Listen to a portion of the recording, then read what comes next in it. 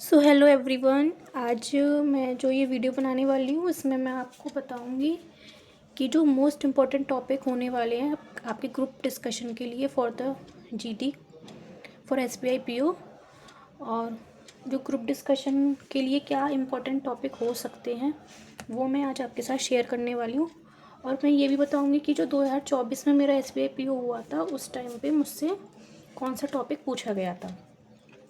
हालांकि जो SBI PO था वो मेरा फाइनल मेरिट में नहीं आया था नंबर, और मैं इस टाइम पे अभी एसबीआई क्लर्क क्लियर करके जॉब ले चुकी हूँ। तो हाँ, इतनी तो मैं कैपेबल हूँ कि आपको बता सकती हूँ कि कौन कौन से इम्पोर्टेंट टॉपिक्स हो सकते हैं। और उसके अलावा जो भी करंट में चल रहा है उसका मुझको आइडिया नहीं है, वो आप खुद से अपने नोट डाउन कर लीजिएगा। उसके जो जो मैं बताऊँगी उसके अलावा जो करंट में है उसका आप नोट डाउन कर लेना। और देखते हैं चलो कौन कौन से टॉपिक्स हो सकते हैं इम्पोर्टेंट जो मैंने लास्ट ईयर लिखे थे, मैं वो आपको बताने वाली हूँ। तो देखिए कौन कौन से जीडी टॉपिक्स मैंने लिखे थे, थोड़ा जूम करके दिखाती हूँ मैं आपको। तो इम्पैक्ट ऑफ एआई, ये अभी भी करंट में trending. Impact of AI on the Indian banking sector and job market, तो ये बहुत ही ज़्यादा हॉट टॉपिक है, इसको आप प्रिपेयर करके ज़रूर जाना। और हाँ, आपको कैसे प्रिपेयर करना है ये भी बता देती हूँ। आपको एक शॉर्ट नोट्स ज़रूर बनाने हैं और उनको एक दो बार देखना है कि ताकि आपको जो पॉइंट्स हैं मेन पॉइंट्स उस टाइम पे जब जीडी चल रहा हो या आपको याद आ जाए। ठीक है। CBDC prospects and challenges, inflation in India, cost consequences and remedies, ये भी इम्पोर्टेंट है कॉन्सिक्वेंसेस ऑफ इन्फ्लेशन वाला। एंड द गिग इकोनॉमी, ये बहुत ही ज़्यादा इम्पोर्टेंट टॉपिक है। Gig economy of India, opportunities and exploration, privatisation of PSB, pros and cons, ये सबसे ज़्यादा इम्पोर्टेंट है प्राइवेटाइजेशन वाला। इस टाइम पे करंट में भी बना हुआ है। ठीक है, ये किसी ना किसी को मिल ही जाएगा प्राइवेटाइजेशन वाला, आप देखिएगा। Impact of production linked incentive scheme on India's manufacturing sector, ये भी इम्पोर्टेंट है। स्टार्टअप इकोसिस्टम इन इंडिया, ये सारे इम्पोर्टेंट टॉपिक मैं आपको बता रही हूँ। ठीक है, आप स्क्रीनशॉट ले लीजिए इसका या नोट डाउन कर लीजिए जैसा आपको सुटेबल लगे। India's vision to become $5 trillion economy, $5 trillion economy, ये भी इम्पोर्टेंट है। Future of work, remote work versus office, ये हमेशा ही इम्पोर्टेंट रहता है, remote work versus office work, तो इसको आप स्किप ना करें बिल्कुल भी, ये काफ़ी इम्पोर्टेंट टॉपिक है। और एक एआई वाला जो मैंने सबसे पहले आपको बताया था। Economic impact of global geopolitical conflicts, uniform civil code in India, need and implications. और मैं दिखाती हूँ आपको कि किस तरीके से मैंने नोट्स बनाए थे, किस तरीके से प्रिपेयर किया था। जैसे मैंने ये, आप चैट जीपीटी और जेमिनाई का यूज़ करके अपने टॉपिक्स को प्रिपेयर करिए। मैंने इस तरीके से सारे टॉपिक्स अपने प्रिपेयर किए थे। Future of Indian banking sector, काफ़ी इम्पोर्टेंट टॉपिक है क्योंकि जो जीडी होने वाला है वो बैंकिंग का ही है, तो बैंकिंग वाले सारे टॉपिक्स बहुत ज़्यादा इम्पोर्टेंट रहेंगे। तो जो मैंने शॉर्ट इनके वो लिख लिए थे कीवर्ड्स, आप सर्च करना most important keywords related two of A topic, लिख देना फॉर एसबीआई पीओ जीडी ऐसे करके, तो आपको मिल जाएंगे। तो hybrid model, digital will dominate but branches will evolve, ऐसे कर करके मैंने शॉर्ट में लिख लिया था ताकि मुझको ध्यान रहे उस टाइम पे, जीडी के टाइम पे। ये वाला टॉपिक नहीं आया था, मेरा टॉपिक आया था कि जो आज का यूथ है क्या वो पॉलिटिकली अवेयर है।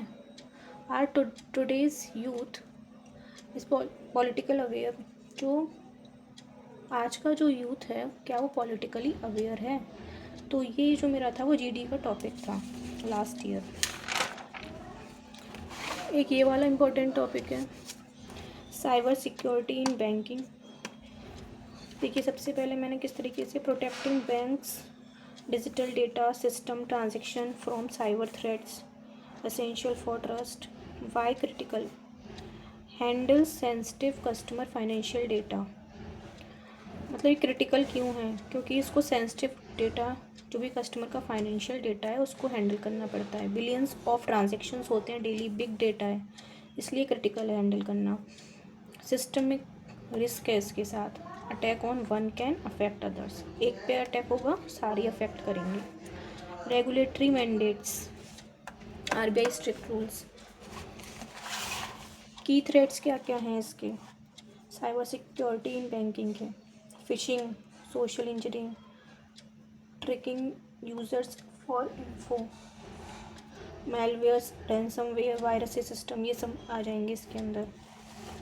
एआई, मशीन लर्निंग, सब कुछ ये सारे मैंने कीवर्ड्स लिखे थे इनके। नेक्स्ट टॉपिक लिखा था मैंने gender equality in work place, ये भी काफ़ी इंपॉर्टेंट है। इसका हम इंट्रो कैसे कर सकते हैं? अगर जीटीएम स्टार्ट करना चाहते हैं अपना और हमको अगर ये टॉपिक मिलता है gender equality in work place, तो हम अपना इंट्रो कैसे स्टार्ट कर सकते हैं? मैंने इस टाइप से लिखा था। तो हम जेंडर इक्वलिटी को पहले बताएंगे कि सबको बराबर मौका बिना जेंडर भेदभाव के, ठीक है। इसको हमको एलोबरेट करके बताना है, वहाँ पे ये मैंने शॉर्ट में लिखा है। बहुत ज़रूरी टॉपिक है। Status better but gaps remain, इसका स्टेटस तो अच्छा हुआ है लेकिन अभी भी गैप्स बने हुए हैं। इस चीज़ को वहाँ पे एक्सप्लेन करना था अगर ये टॉपिक मिलता है तो जब आपका जीडी स्टार्ट होगा ना, तो उससे पहले आपको कुछ टाइम दिया जाएगा 2 से 3 मिनट का सोचने का। उस टाइम पे आपको इस तरीके से कुछ कुछ शॉर्ट में लिख लेना है, जिससे आपका जब बारी आए बोलने की और आप बोल सकें उस टाइम पे, और जब अदर लोग बोलेंगे उनका सुन के भी बोल सकें। नेक्स्ट टॉपिक है role of youth in development of India. तो इसी से रिलेटेड एक टॉपिक आया था मेरे पास, क्या यूथ पॉलिटिकली अवेयर है, तो कुछ यूथ के ऊपर ही था वो। नेक्स्ट टॉपिक मैंने लिखा था private banks versus public banks, ये काफ़ी इम्पोर्टेंट टॉपिक है। ये सारे नोट्स मैंने जेमिनाई से ही बनाए थे। Role of social media in society, role of social media in society, ये भी देखो काफ़ी इंपॉर्टेंट है। नेक्स्ट लिखा था मैंने drones and their use in various sectors, ये टॉपिक लिखा था। नेक्स्ट लिखा था is AI squeezing the jobs in India और शेपिंग द फ्यूचर, ठीक है, ये वाला टॉपिक लिखा था। और अभी आप देख लेना करंट में कौन सा इंपॉर्टेंट टॉपिक चल रहा है, उसको बिल्कुल भी स्किप मत करना, उससे क्वेश्चन जरूर आएगा। नेक्स्ट लिखा था मैंने 5 days work week in banking. उसके बाद लिखा था मैंने India is the world's 4th largest economy, या फिर 5th largest economy, 3rd largest economy, किसी पे भी पूछा जा सकता है। 6G इन इंडिया, ये बहुत ही इंपॉर्टेंट टॉपिक है, 6G इन इंडिया। इंट्रोडक्शन कैसे दें, इसके चैलेंजेस क्या हैं, सब कुछ आप प्रिपेयर करके जाइए। नेक्स्ट लिखा था, ये तो बहुत ही कॉमन टॉपिक है, global warming causes effects and solutions, ठीक है। तो यही कुछ टॉपिक्स थे जो मैंने प्रिपेयर किए थे। Gig economy versus traditional jobs, तो इनको हम इस तरीके से स्टार्ट कर सकते हैं इसको कि job market change, traditional versus gig दोनों का दे दें कि जॉब मार्केट में क्या क्या चेंजेस हैं, गिग वर्किंग की इकोनॉमी के क्या क्या प्रोज हैं और उसके क्या कॉन्स हैं, क्या अच्छाई हैं क्या बुराई हैं, ऐसे ट्रेडिशनल का बताएंगे। गिग इकोनॉमी का है flexi work, extra money, autonomy, new skills. कौन से उसके no security, no benefits, exploitation, low pay, unstable. और ट्रेडिशनल के प्रोज हैं job security, benefits, career growth, fixed income. और ट्रेडिशनल के कौन से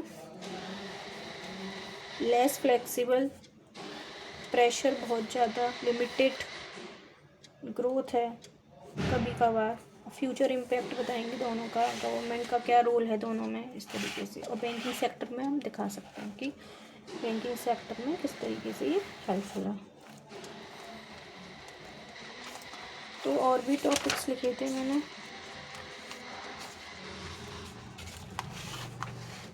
rising NPS, how should banks respond,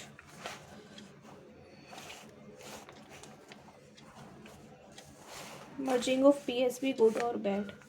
तो मैंने ऐसे शॉर्ट में बना लिया था थोड़ा, किसके क्या क्या फ़ायदे हैं। बड़े बैंक्स होंगे तो फाइनेंशियल स्ट्रेंथ होगा, स्टेबिलिटी होगी, बैलेंस शीट इंक्रीज़ होगी, एनपी एब्जॉर्व होगा, गवर्नमेंट बर्डन कम होगा गवर्नमेंट का, ब्रांचेस एटीएम सब कम होंगे, ठीक है। और उसके अगेंस्ट एम्प्लॉयज़ कल्चर क्लैश होगा, जॉब सिक्योरिटी कम होगी, ट्रांसफ़र का डर, मोरल डाउन, सॉल्यूशन अच्छे से कम्युनिकेट एचआर प्लान, ये सब कुछ ऐसे मैंने लिखा था उस टाइम पे। एक लिखा था is digital banking future of India. तो यही है, इस तरीके से आप अपने SYPO GT को प्रिपेयर कर सकते हैं। सबसे पहले मोस्ट इंपॉर्टेंट टॉपिक लिखिए, एक एक को सर्च करिए। आजकल देखो AI है तो उसकी हेल्प से बहुत अच्छे से आप अपने टॉपिक्स को प्रिपेयर कर सकते हैं। शॉर्ट नोट्स बनाइए, कीवर्ड्स लिखिए, बार बार उनको देखिए, बार बार रिवाइज़ करिए, आपको बहुत ज़्यादा हेल्प मिलेगी। एक टॉपिक से दूसरा टॉपिक भी कई बार रिलेट कर जाता है, तो इसलिए अच्छे से नोट्स को प्रिपेयर करें, ठीक है। तो नेक्स्ट आप किस टॉपिक पे वीडियो चाहते हैं मुझे ज़रूर बताना कमेंट में। Okay, thank you everyone.